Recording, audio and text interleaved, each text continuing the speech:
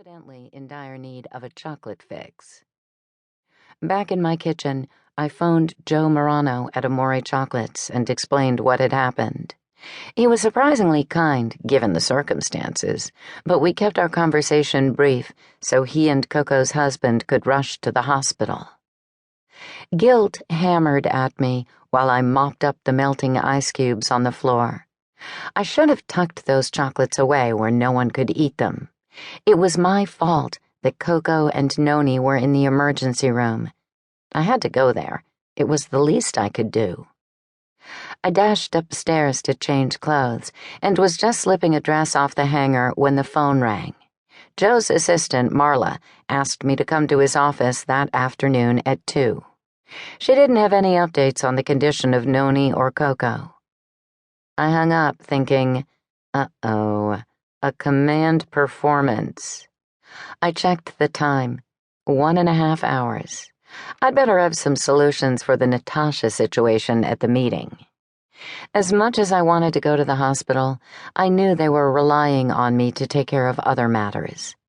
I nixed the hospital, pulled my skirt and sleeveless top back on, and hurried to my tiny home office to make some phone calls to see if there was any possibility of moving the event.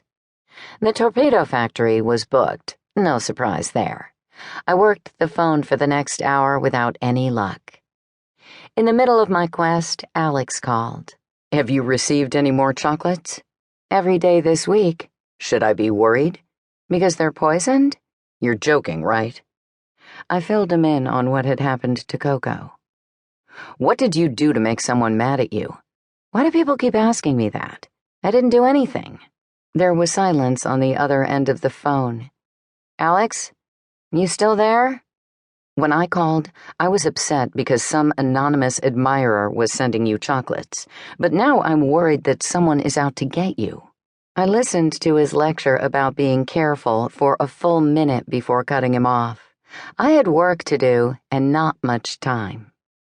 I had exactly one idea that might solve the Natasha problem. If Amore nixed that, I had nothing else. Amore's recipe winners would be arriving at the hotel any time now. Anticipating a long day, I dressed in a slenderizing navy blue sheath, a simple pearl necklace, and matching earrings that would be appropriate for the meeting and take me through dinner. I shot a glance at the cute thong sandals that were so comfortable, but slid my feet into open-toed navy slingbacks with white bows on the rear straps.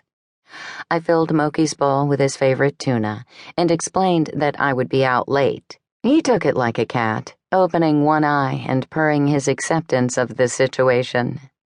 I left a light on in the kitchen and made sure the lights by the front door were on too, since it would be dark when I came home.